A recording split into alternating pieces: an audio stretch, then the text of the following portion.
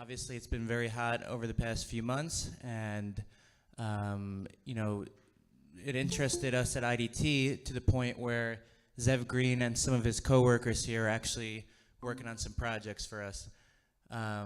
So Zev is definitely an excellent person to judge on behalf of IDT, along with Arunim, who's also from IDT. He just joined us tonight. And then we have my good friend Aryeh, who just got engaged. We wish him a mazel tov. Mazel tov. Trying to introduce the last fellow. Oh, and then also we have from our sponsor Blockstack, Mitchell, who will be representing them. So I guess then why don't we get into it? So welcome to IDT's second annual Hackathon, IDT Unchained. Over the past 24 hours, our participants have been working hard on creating a project using blockchain, and tonight they're going to present to us. So the format of the event, we're having each team is going to get 5 minutes to present their project, and then there'll be time for questions afterwards. So the order of the teams, we have coming up first is Blockchain the Gathering. Second is Bankless. Third is CryptoSnap 9001. Then we have Patient Works and Globe. So, Nick, could you just remind us of the judging criteria? Yes. So the participants will be judged on 4 points: ingenuity, utility, scalability, and what was the last one?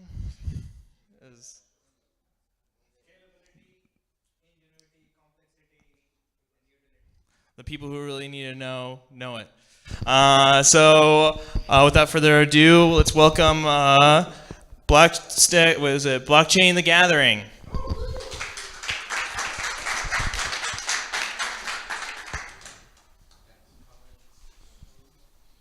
Yeah, come over here. So are you connected to? I'm connected to the Wi-Fi. No, are you connected to the? You go to the Slack. Yeah, the USB-C or HDMI cable.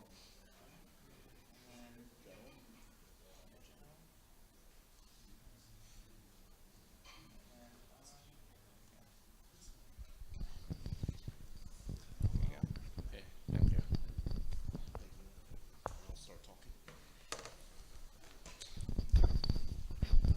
Okay, so let's see here.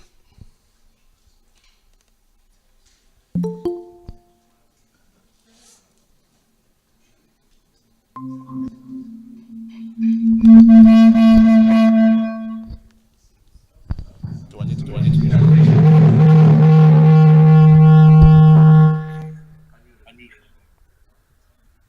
See where's the?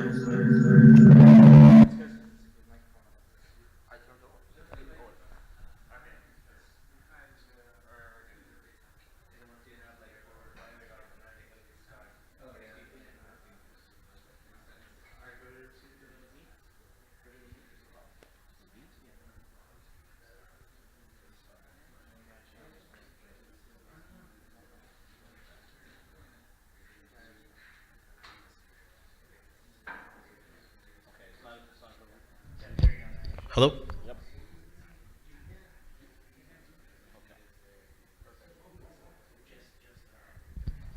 Hi. So the point of our project, we were really inspired by the blockchain to do something innovative, and what we decided to do is to create unique game objects. There are many times in many video games where where the most powerful items that are rare, unique, special, they're not. They're just statistics based. So a very special item is going to pop out pop out maybe 100 times. So they're not really special. There are thousands of people who have them. Using blockchain, we can create special and unique items that exist only 100 in a game. This way you can track how many people have it, who has it, who doesn't. This can also be applied for many collectible card games such as Pokemon, Yu-Gi-Oh, Magic the Gathering, which could help cut down on the counterfeit, which could help create, excuse me, which could also help create a secondary market to for the publisher to work. So to give you a quick demo, this is just a quick login, and we sign in into our library using our key, and these are the items that we have. There's we have goblins, Evil Coffee, Amazon, but right now, as you can see, I'm missing the elf, which isn't found yet. So if you can send it. Yeah. So we've used the Stellar to implement this unique object system, and so in first we have used the generation of accounts using the given pair of public key and private seed, and using those accounts we can send the lumens and also other customized assets between the accounts, and we have created two accounts as users and one account as issuer of the unique objects for our test. And in this application, we will first use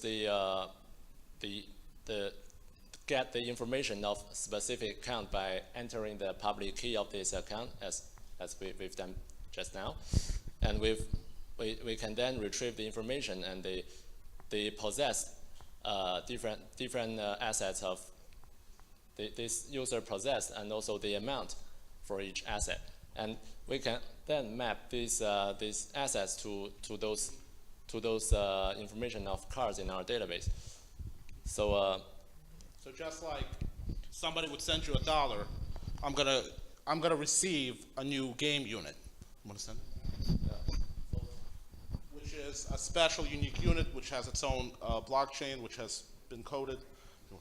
So now I will execute the script to issue one more card to this user. Okay. So I'm just gonna refresh. No, not yet. Wait a moment.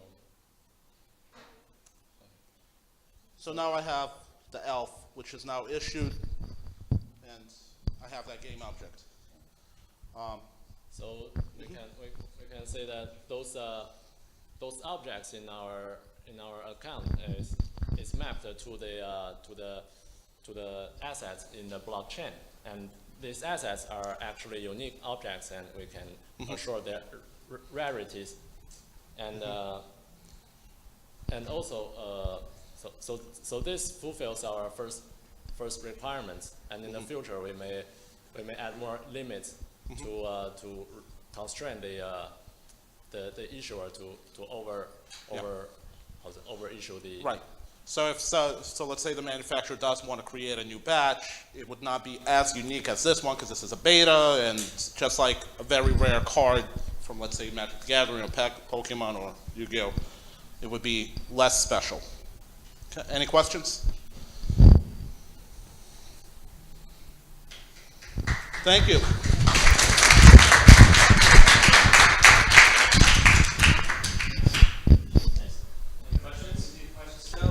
Yes, sir. Do you expect every manufacturer to come to you to tell you every product they're coming out with to be registered with you, right? Because Sir. authenticity of something will come into question if Okay. first origin is not right. So origin has to be from the manufacturer. Yes, the origin comes from the manufacturer. There should be some real money payment service to allow this trade. And I also see a very strong need for this. For example, with with EA games and what happened with the whole microtransaction fiasco with the latest Star Wars games. There was a huge backlash from the community, and because of the microtransactions, as I'm sure you heard, this would create a special and unique transactions, and would create a supply and demand. The manufacturer can actually control the supply of these special and unique items by decreasing the supply. So the demand would rise and they could charge more for these items, or allow the players to be in more control because they have more transparency. What a lot of people were really mad with the Electronic Arts is that you would need either 1,000 hours or $3,000 to complete the game. No, the manufacturers would already know because I am the game author and I know what you've discovered and what you've not, rather than being a secondary source for it. Right, but what you have discovered would not be unique in the traditional sense. Right now, what's going on? So you have a super rare unobtainium sword. So does everybody else. Everybody who has played the game enough has that sword. Wouldn't you want to have something super unique that you possess that has quality, that has rarity, a verifiable rarity through the blockchain? Nobody else has this particular unique sword that is verified by the blockchain. You can also, and it doesn't even have to be with video games, it could also be applied to things like scratch-off tickets, so that you know, so that people can see transparency between you and the lotto companies, between you and the, or for example with collectible card games, so that you can have a digital version and you can have a physical version of the card. I like this idea a lot, and there's a lot of companies that are working on this problem today. There's like Rare Bits, which is raised on the CryptoKitties, like a big one. Cool. So I think there's like a real case for like non-fungible, unique digital assets, which I think is what you're getting at here. So yeah, it's very interesting, and as you build it out, it's really cool. Thank you. All right, thank you, Blockchain the Gathering. All right, up next we have Bankless.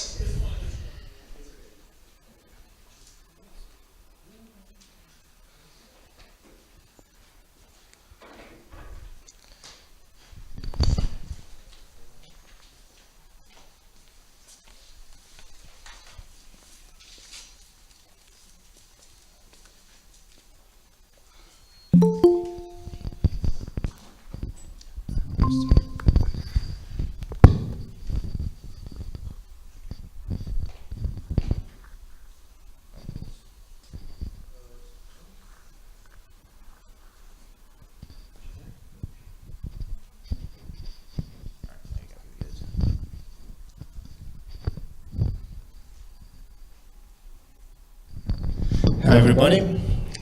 I have a team called Smoke and Mirror, and actually this is Tom, Eugene, Anna, and me, Maxim. So we come up with an idea of a bankless application because in our own experience, we actually send money to our parents to another country, abroad, and actually kind of the existing money transfer system is actually a little bit redundant. You still get every time a restriction about money sending. It still takes some time, and it costs you money. It's kind of like a fee. So focusing on this problem, we decided to build our application Bankless, which actually motivated us to solve the problem for cost transactions, time, and restrictions constantly like appear in the market. So and for that we focused on the three main, in our opinion, points. This is mobile first. So our users provide with the best experience to have like his wallet at hand at any time.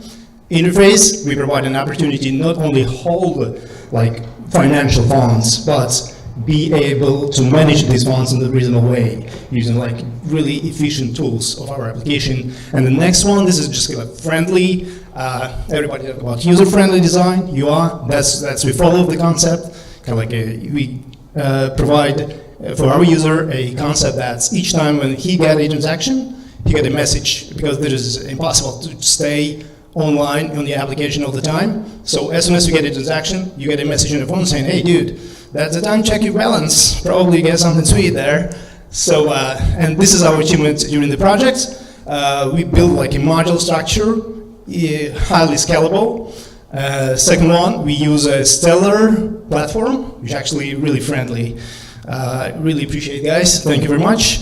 So we kind of like, thanks to Stellar, we drastically increase the speed of transactions and decrease the cost. And a block stack, which actually provide us with this concept like KYC and the security on the blockchain itself. So all our users like a login in a block stack, and that's kind of like providing like security on the level of a blockchain concept.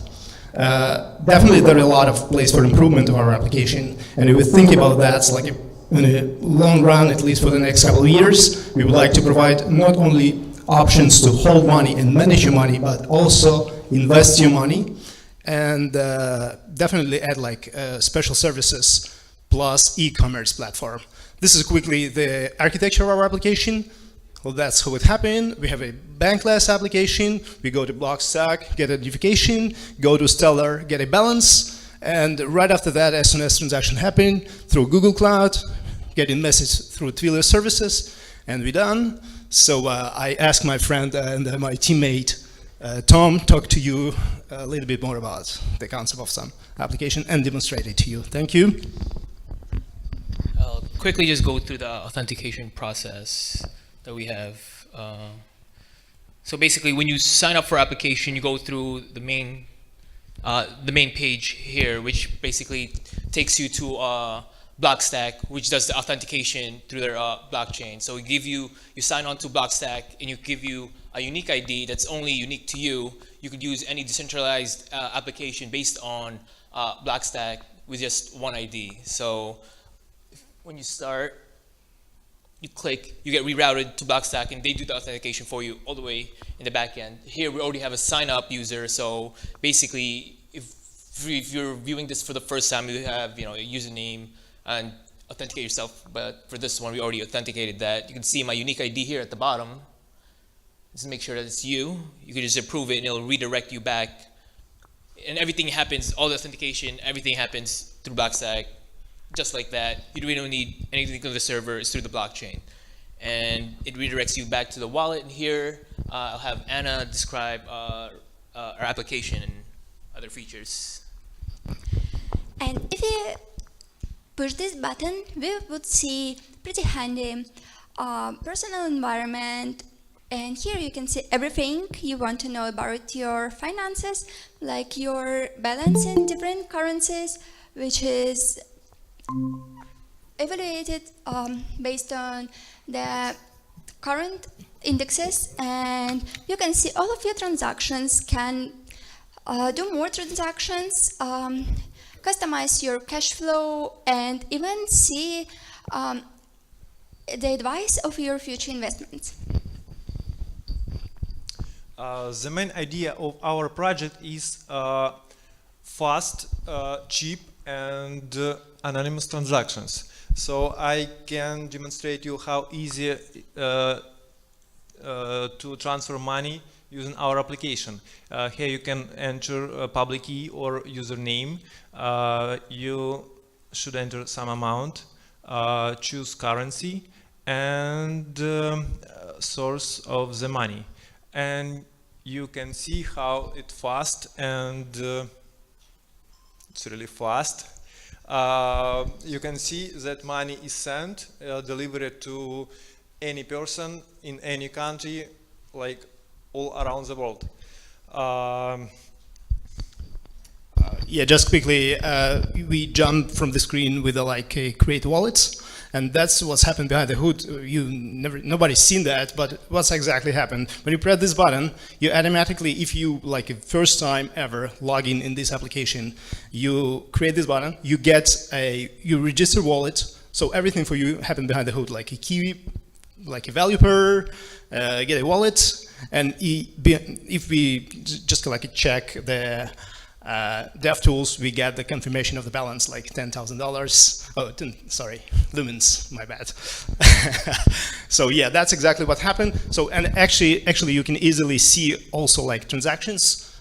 You can verify each transaction in your list, which happened to you, just to make sure. And the most important concept that this is portions, which actually the tools which helps you to manage your feature and a cash flow. Thank you very much. Thank you very much, guys. Any questions? Any questions from the judges? How do I put money in the wallet? Like, how do I put Stellar or Bitcoin or Ethereum in the wallet? Kind of like you put money on your credit card and you make a transaction from your credit card to your wallet in a Stellar. And just like your bank in this case, just like a middleware for the transaction, which actually convert your like a hard currency to cryptocurrency. You're the exchange as well. Yeah, actually Stellar provide us with this. No, I got what you're saying. You want to get the USD, we'll get USD to lumens, because basically we're basing off the exchange rate on an aggregate of the exchanges, like the big exchanges, Binance, So you're Bitcoin. selling me Stellar in exchange for USD. No, Correct. No. we are sending When- dollars and you receive dollars. Well, okay, so basically what happens, we keep the US dollars, but when we're sending the transaction, that's what happens in the back end when we transfer it into Stellar lumens. And it's kind of like, this is two numbers. One of them is the like cryptocurrency, and the next one is Yeah. dollars. Are you using the concept of market maker in Stellar platform to do that? We're trying to, but we couldn't make it work, but like the concept is there, like it's not, you keep it in US dollars, but when you try to do the exchanges, that's when it converts to Stellar lumens, and we do the exchange from one person to the other. Thank you.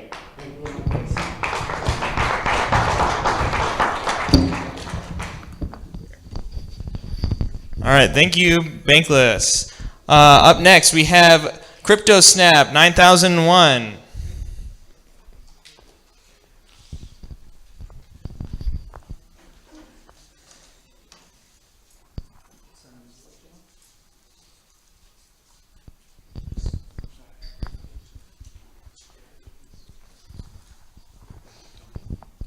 No, it's on Slack, yeah.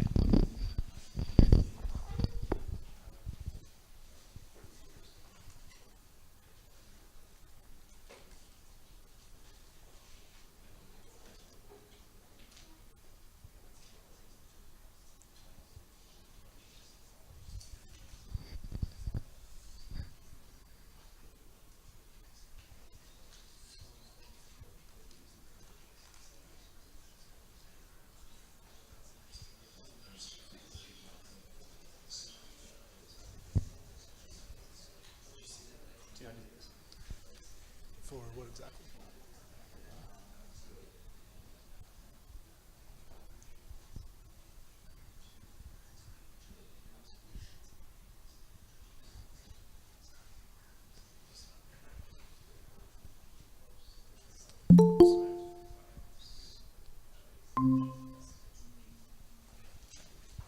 Got it? Thanks.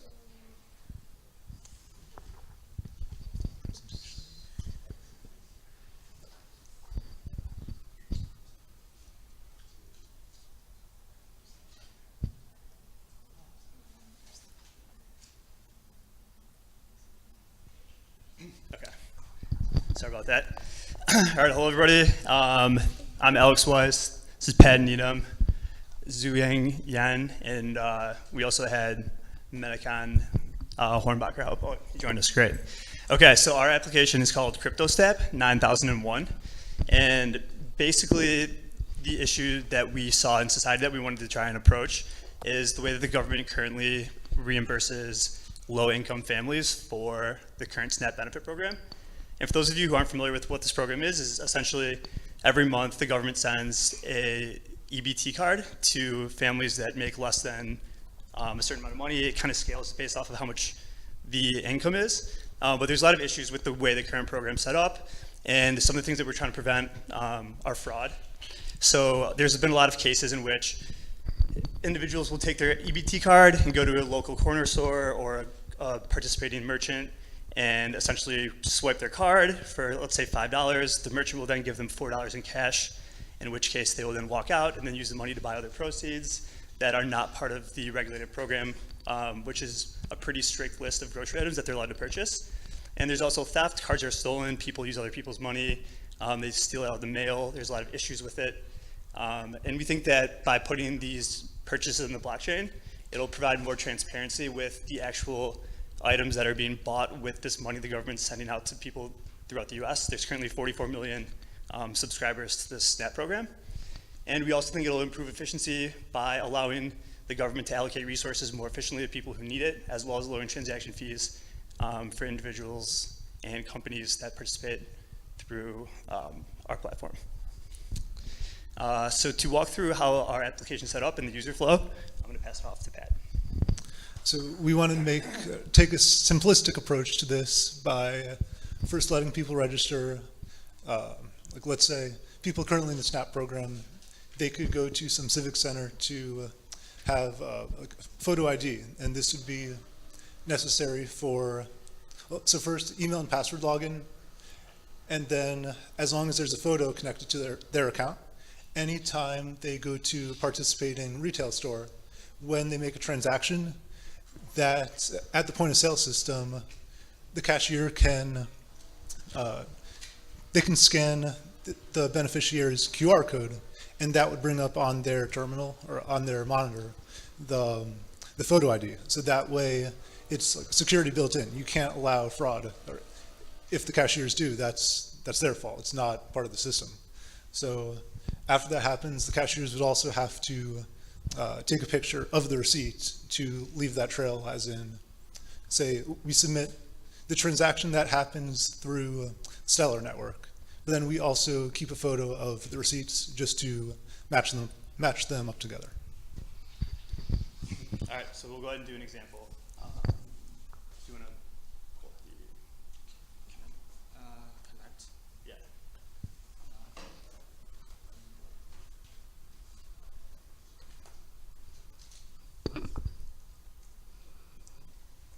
You can just like show them your screen as we do.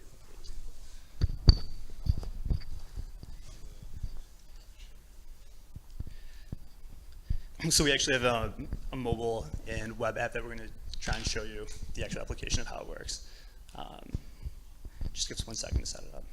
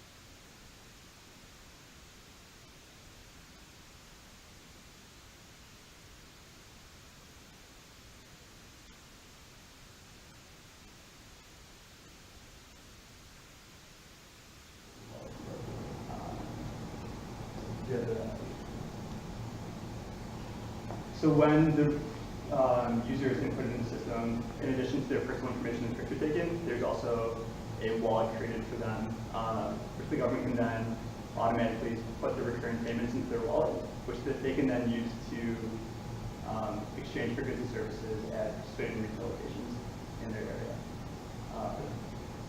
So we have another interface that we can show as well. I'm assuming we're out of time, so we'll probably stop there, open up for questions. And yes.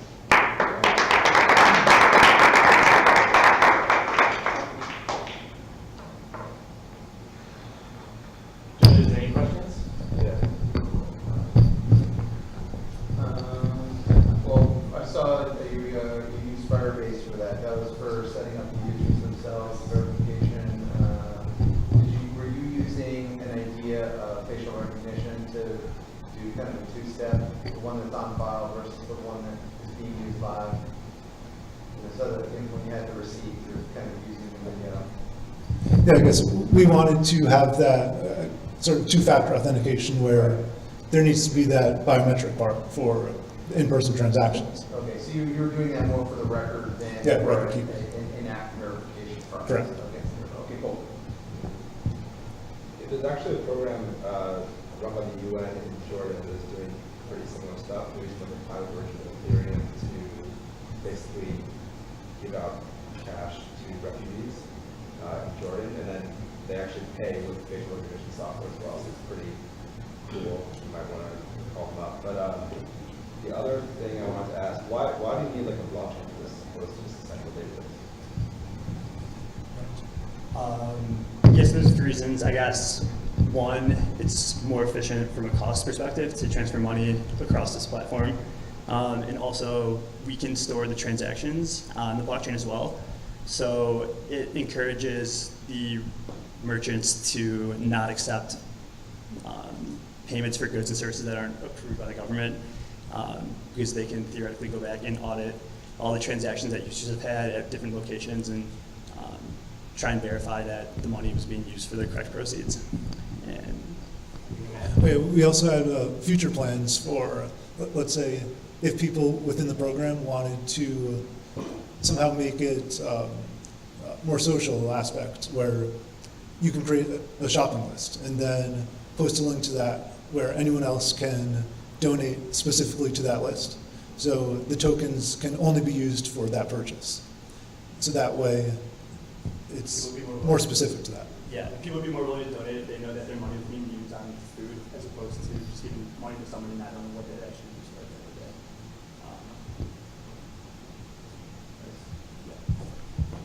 So we have a whole interface that we weren't able to show, but there's more behind the scenes as well.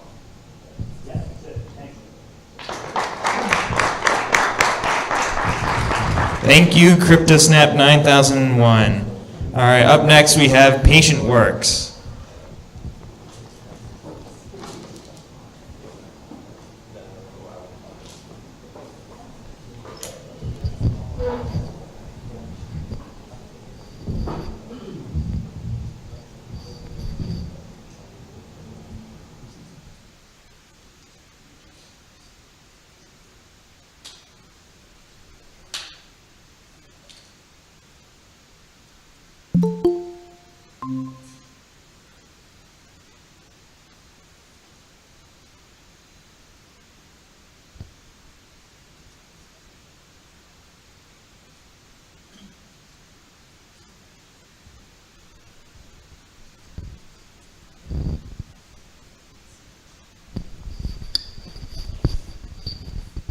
Hi everyone. All right.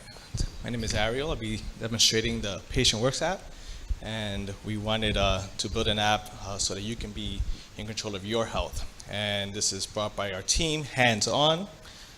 Hands On is our team, Henry, myself, Ariel, Natalia, who is our UX designer. She helps us out remotely, and Daniel. So that's the Hand on the Hands On team. We have a lot of experience with working in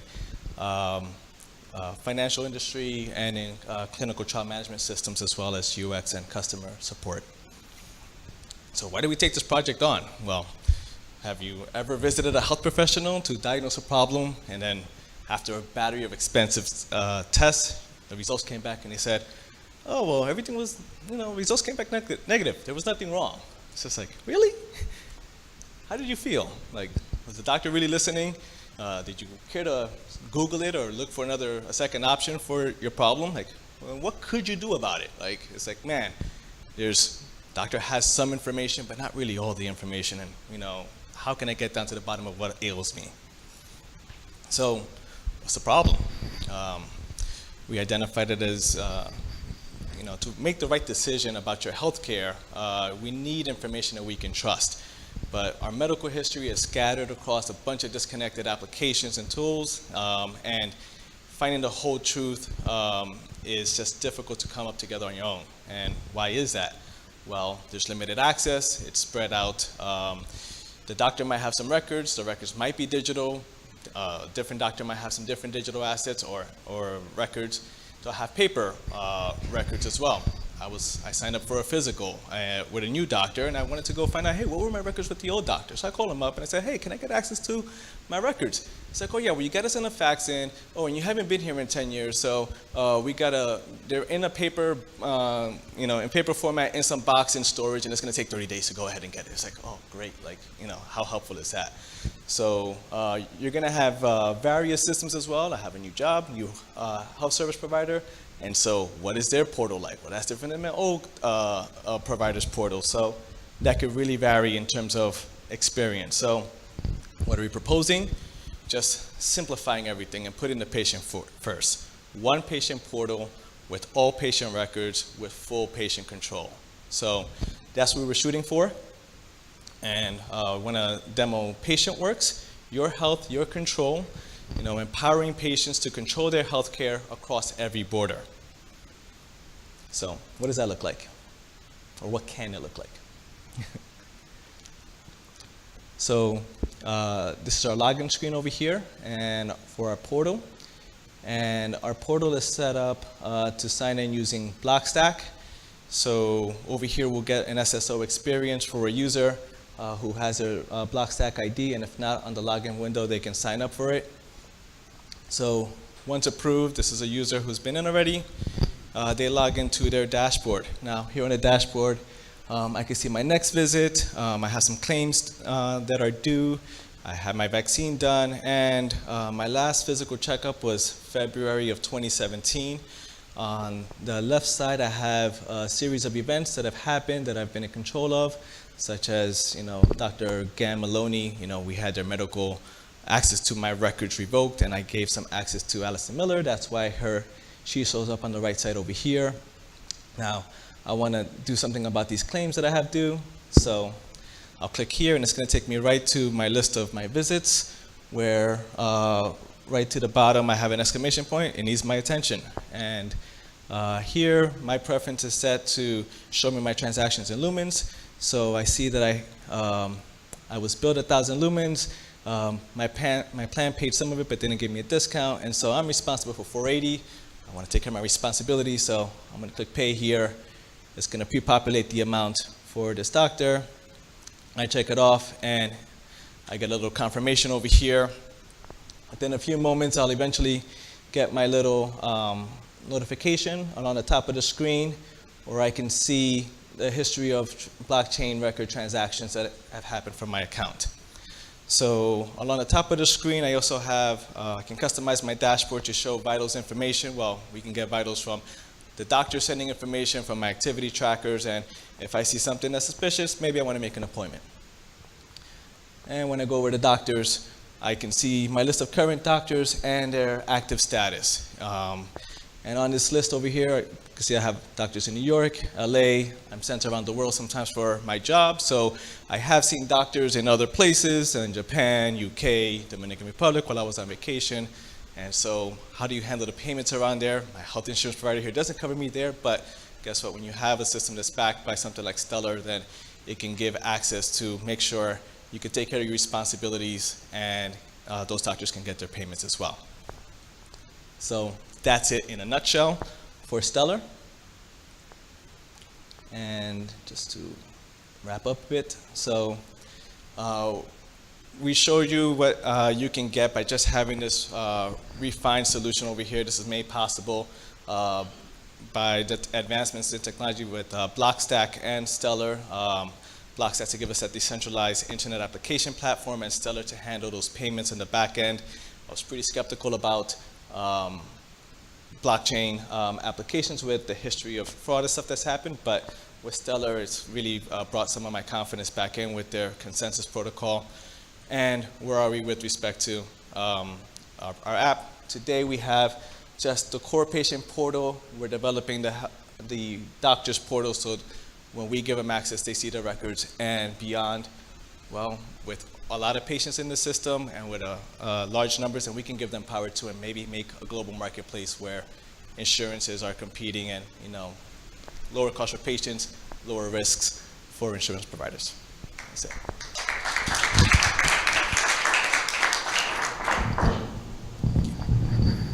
Any questions? The idea is that you have a patient, that is in control of their medical history as well as their interactions with medical professionals. And so the idea was using Stellar blockchain for payment services. Was there also an idea of retaining these other interactions or history themselves as far as the results and such in Stellar, or riding on some other? We were expecting to have that database on inside of that information inside of Blockstack. So Blockstack might give us a little more control. The patients are in control of the actual data. It's easier to integrate that and then just have Stellar just take care of those international payments. Why do you think this does not exist today? One big challenge is power. You know, you have some organizations that are, especially in the medical records or in the medical industry, that they make a lot of money from having people who are under insurance and want to have control out of that. There are incentives to stay on there, and they're curious about this, like this might end up eating their lunch. And when patients have a lot more power, well then, it means probably lower profits for them. But at the end of the day, I care about not just my health or but our collective health, and giving us the power to do, to have some more freedom. So we are from the healthcare industry. We understand this industry very well. This industry actually is pretty small. So this kind of technology is very new. They are still, for the large pharmaceutical companies, they are kind of free. But if we don't free, we think that this will change the industry. Pretty cool idea. Yeah, I like the idea of controlling your information and getting a second opinion. That to me is probably the more alluring part of the proposition. I mean, the idea for me that was fascinating was, I remember when I wanted to get out of debt, and I discovered Mint.com, and it was just like one place to go look at all of my bank account systems in just one place, and it made me make very good controlled decisions. I saw the big picture, not like a little bit of the puzzle here, a little bit of the puzzle there. So when it comes to another important part to our sanity, which is our health, it'd be great to just have that one place to just drive out all through. So driving an awesome portal for that and get people on there, and better outcomes for society. I think we have one other question right here. Do you see this as something that would integrate and work with a company like ZocDoc, or do you see this as something that you wouldn't put away from them and would be completely standard? Yes. Well, I see it more as a way for there to be a unified standard for all this information to be stored. I mean, I've dealt with ZocDoc. They pretty much just give you a way to have you set up your medical team, you could set up appointments, you keep all your information with them. But what if I don't want to do business through ZocDoc anymore? Is there a way to extract? And if I extract, is that a standardized format that I could take somewhere else and import? I don't know. But if we can do it with a block stack, which is decentralized, and come up with a standard, then it'll be a lot easier to do that. And then on your platform, who would be considered a customer? Is the patient your customer? Like, how do you guys? It would be the patient because it's their information. That screen that we showed before with the doctors to activate, deactivate, that toggle would take the information away from the doctor. It would. So the customers, the patient would be the one subscribing and potentially paying for the service? I don't think we got that far. I would think this is a win-win situation, right? So when we build a platform to benefit patients, and there are more and more patients join the platform, the doctor need to follow. So who will pay? That's a question we can postpone for now. But as long as we can grow this platform as big as possible, somebody will pay for this. Yeah, and I mean, there will be some possibilities in there. I mean, I had the idea that if there was a global marketplace and people had power, like, you know, there will be benefits in that patients can still choose to buy insurance probably through this portal because they can take care of all of their needs over here. And it's possible that there could be some. I just remember back in the days when you got a cell phone and the carrier owned the number. You were very afraid to move to the carrier because you had to change your number and then you had to tell everybody. But when the laws changed and said you own the number, then it was easy, and then the companies had to compete for us to stay. So if we can move our information and go anywhere else quickly and easily, then the doctors will compete for us to stay with them, better service, more appointments, Saturday appointments, evening appointments. I mean, there's a lot of specialists out there, they'll work maybe, 3 days a week, maybe less, because there's enough demand for them to be like that. Any other questions?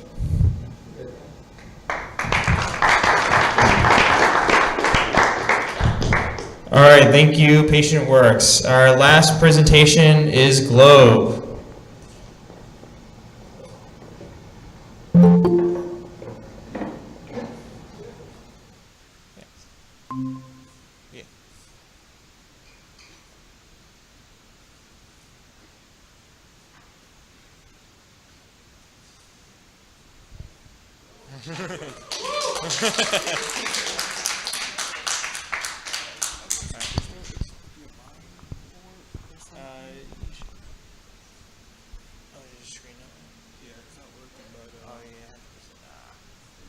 We can just plug it in for this one. Yeah, here. Hold on, that's true.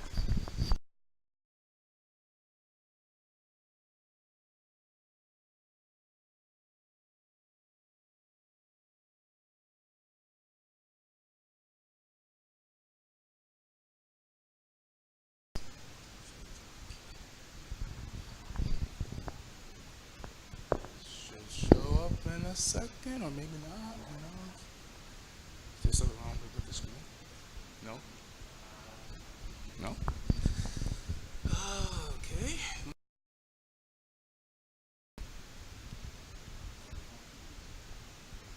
Oh, I see. I see this. You're on maybe a second screen. Ah, yes. Okay, so. All right, technicalities.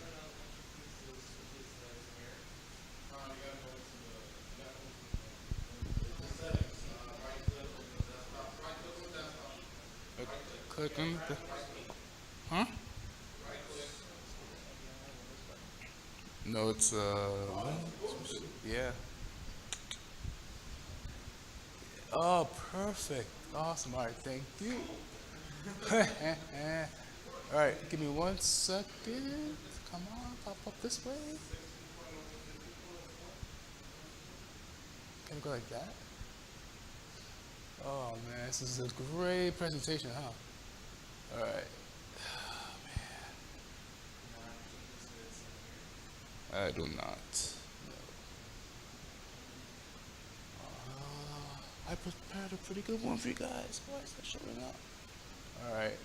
Oh, okay. I think I know. Because I put it as an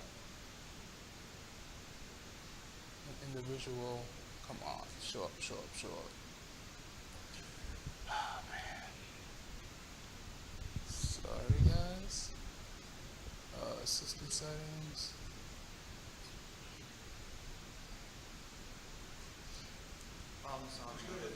Yeah. Yeah, that's what I'm trying to, accomplish. What? No. It does not, right? Dang. All right. Maybe. Yeah, it's not working here. Hmm? I don't think. He has all his windows open up on the other. Yeah. And so when he tries to open them, they all. Yeah. Yeah. And I have it all. Do you want to just go grab put your monitor over there and have it present? You have to put try the system settings. Sure. System settings.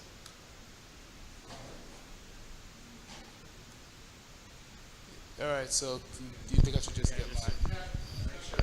Might be on that screen. No, the system settings pop up. Might be on that. Screen. On the other side.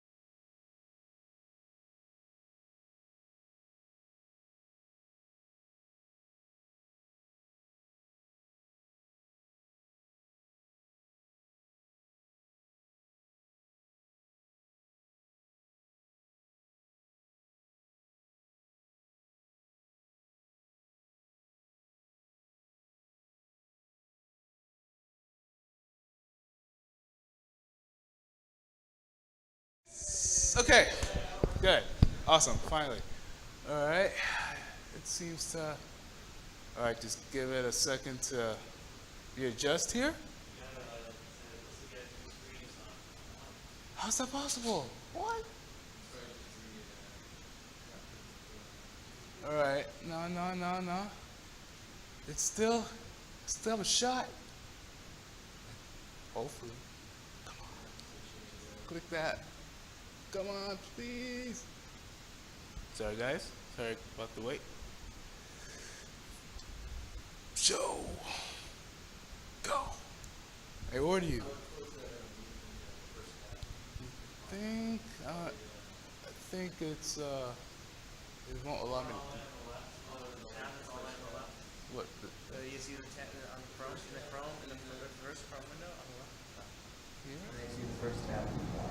Yeah, the tab on Chrome itself. Can you do it? I don't see what you're talking about. Oh, that one? Oh, but it's right there. It's right there. It's right there. Yeah, it's just going to be super slow. I think it's Is it? just driving display. So you want to cancel that? Yeah. No, that's. And then you'll want to keep configuration. Keep configuration right there. Wait, yeah. Good. Okay, good. All right, cool. Okay, guys. Hi, my name is Malcolm Fine. That is my actual name, Malcolm Fine.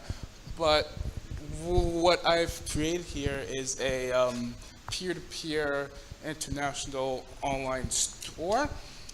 And the reason that I created this is that if you look at the number of people in this world that's hungry, you can look at the numbers. It's ridiculous. It's 842 million people at this point right now that is starving and hungry and want to eat. And if you look at the demographics of who's the most hungry, it's partially in Asia and in the Pacific region, and the main reason why is because there's a lot more people there, so it's not surprising there. But there is an opportunity to be taken from this unfortunate circumstance by using the blockchain, we are able to specifically the Ethereum blockchain is that people like us or developers, we are developing applications on top of the Ethereum blockchain to enable people to contribute to projects or to do anything, and in return they get some type of compensation. So that's the opportunity that I was referring to, not death, obviously. So my solution is to enable our users to create an account, and we can use Blockstack if Blockstack allows for that. But if we're solely focusing on the Ethereum blockchain, they could create an account and find some way to acquire some Ethereum, and then hopefully what we want is, after they get some Ethereum from someplace, they will use it on Globe, which is the web application that I made to facilitate to enable sellers to sell to for sellers to sell certain items and for buyers to buy what they have, and as you see, the reason why we're using the blockchain is because it's extremely secure, and it's it's traceable, and it's auditable, and the reasons a lot of us have talked about already. So I use Solidity, JavaScript, and MetaMask to help with the development of this application. And finally, the demo, okay? The demo. Let's see if it works, please. Come on. I'm begging you. I'm begging you. All right, good. Here. This is the web application that I made. So this is Globe. This is the web application. So let's say if you are in Africa and you contribute to some type of open source application, and they give you some type of ether in return of your work, you can come here and buy apples if you're hungry, or buy some avocados, and buy salmon. And let's say if you want to purchase some salmon, and hopefully this works. You buy, you press buy, and something should pop up. Yes, yes, yes. And this will ask the sender, no, ask the owner of the object if they are willing to, if they want someone to purchase their item, and then if they're like, yeah, sure, like I want someone to, obviously get this, you would press submit, and then what you should see there we go. It closed off.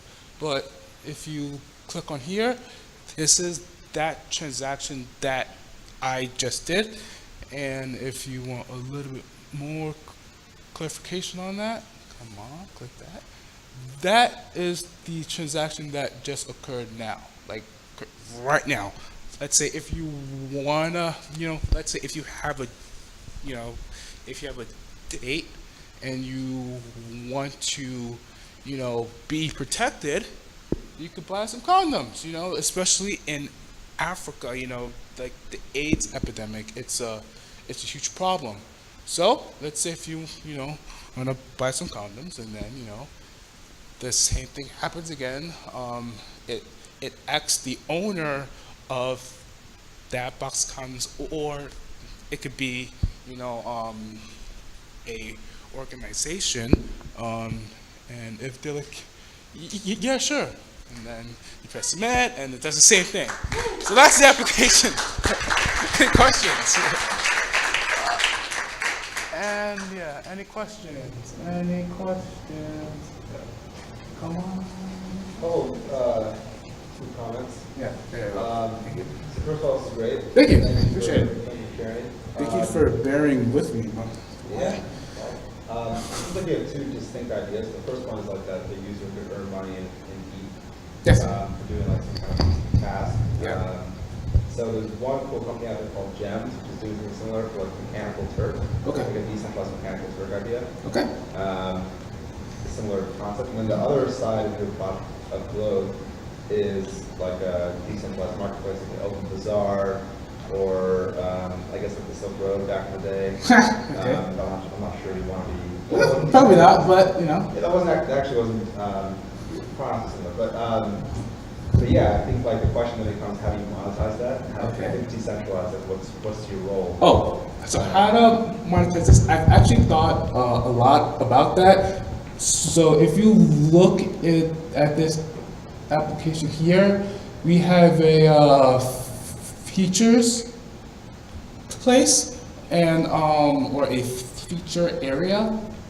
Currently, it has the items that are displayed, but yeah, let's go next. But let's see. So in the future, we could put projects, open source projects that will enable people to like contribute and get paid for doing their work. And so what we could do is for every person that that is referred to that project and that company or that organization makes money from that individual, we could try to find a way to get a cut of that. So if you think of the example as job recruiters, they get paid every time they get someone a job. So we could kind of do the same thing with this. Like there is a huge demand for people to like contribute to open source projects. So if we could tie, or if I could tie in, or figure out a way to say, hey, this person has value, and this is, after he does, X, Y, and Z, then hopefully they'll see that. But yeah, but that's how I would monetize this project. So how different is it from, like, other than being on cryptocurrency and the idea that you're implementing blockchain on it, but why can't I use eBay for doing the same thing? Oh, pardon? Sorry? Why can't I use eBay for the same thing? I want to send someone something. Yep. And I can go to eBay and say, send this person whatever product I want them to have, right? Yes. So why would I go here rather than on eBay? Well, for one thing, some people like to, do things for some type of ideology, right? So in eBay, it's just solely buyer and seller, right? Like there's nothing like additional that the buyer and seller can do, But for this, what if you look at this in terms of a how can I explain? So in terms of a work for hire kind of, sort of. Like actually going back to what you were talking about, how can I monetize it? Like using those open source projects, we could kind of, tell people and feature that too. That this project has helped, kids in Africa or kids in India or, or what have you, and feature that on the front page. Yeah, like it's okay for them to like go to eBay, but if there is a like if I hire like a really good marketing team and a sales team, we could showcase the positives of using this versus eBay in terms of the philanthropic perspective, if that answers your question. Any other questions? Any other questions? Thank you.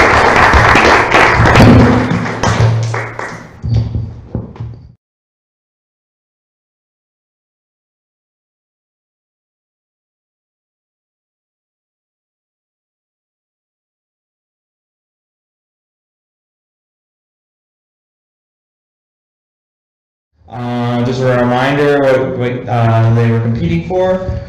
First place gets a Ledger Nano and also $100 worth of Bitcoin to go with it. And then second place prize will get a Retro Pi kit. So it gets a Raspberry Pi, but it also has peripherals for a Retro Pi. So, all right, thank you.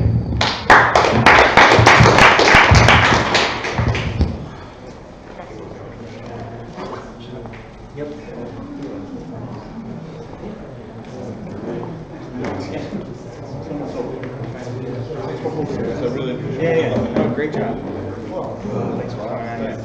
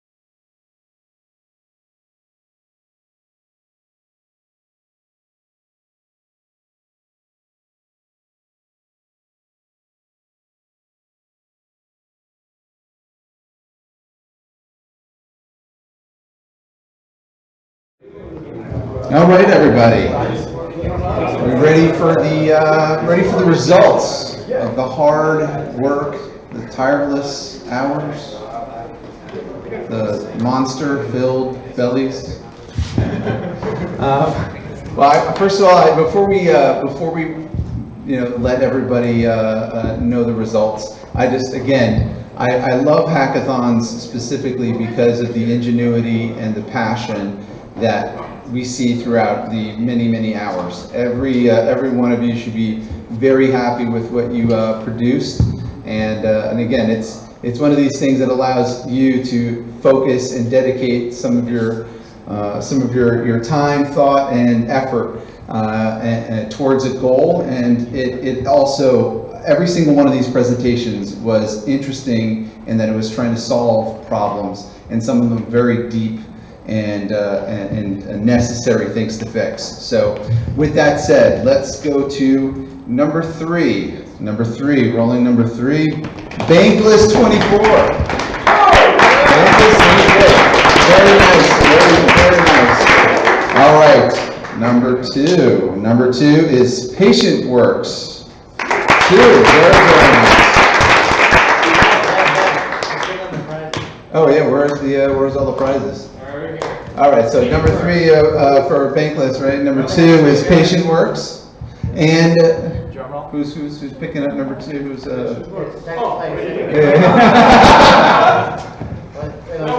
not the real reason you came, but a consolation prize.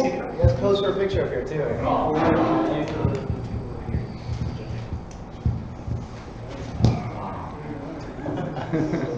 Have them come up. Oh, sure.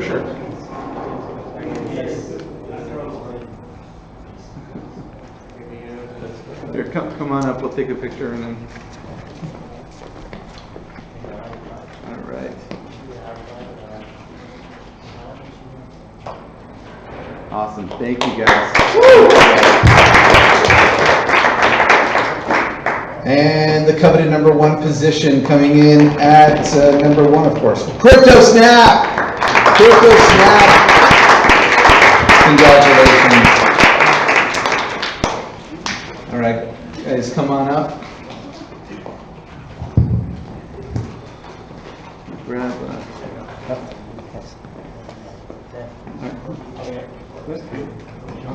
Oh, sure.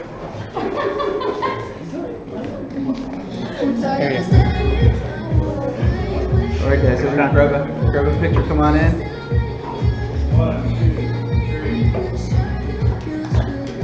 Awesome. Thanks, guys. Thank you very much, everybody. And this closes our second annual. Please come to our third annual. Thanks, guys. Thanks a lot. Yes, please.